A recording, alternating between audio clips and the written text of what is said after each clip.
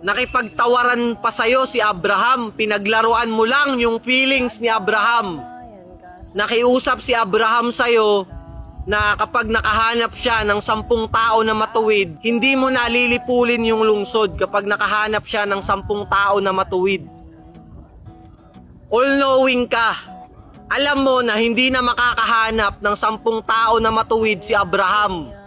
Pero pinaglaruan mo pa rin yung feelings niya. Ginaslight mo pa. Anong klaseng Diyos ka? Pag pinakinggan mo ng maigi ang video, ganito ang sinasabi. Pinaglaruan ng Diyos ang feelings ni Abraham. Alam na niya ang mangyayari pero nakipagtawaran pa rin siya. Mukhang convincing pero kulang ang text. Una, ang Diyos ang nag-initiate ng usapan. Balikan natin ang Genesis chapter 18. Hindi si Abraham ang nag-umpisa.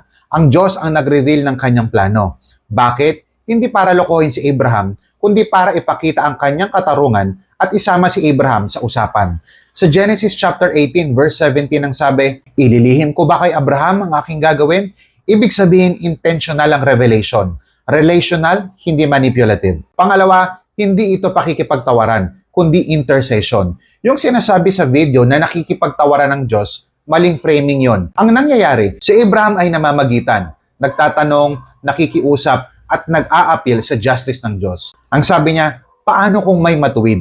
Pansinin mo, hindi siya pinutol ng Diyos, hindi siya sinaway agad. Sa halip, pinakinggan siya, sinagot siya, at paulit-ulit pang pinayagan magtanong. Ka-good news, hindi ito laro. Ito ay relational engagement. Pangatlo, ang layunin ay hindi baguhin ng Diyos, kundi baguhin si Abraham. Oo, alam ng Diyos ang mangyayari. Pero tandaan, ang kaalaman ng Diyos ay hindi nag-aalis sa relasyon. Hindi pointless ang usapan. Ang goal hindi para baguhin ang isip ng Diyos, kundi para baguhin at palalimin ang pagkaunawa ni Abraham. Habang nagpapatuloy ang usapan, nakikita ni Abraham ang bigat ng kasalanan. Nauunawaan na niya ang justice ng Diyos. At sa dulo, walang kahit 10 matuwid. Kaya dumating ang judgment. Kaya malinaw, hindi ito God playing with emotions. Ito ay God revealing His justice, God inviting Abraham into intercession, at God demonstrating patience before judgment. Kaya ka-good news, maging malinaw tayo. Hindi pinaglaruan ng Diyos ang feelings ni Abraham. Siya ay kinausap, tinuruan, at isinama sa kanyang gawain.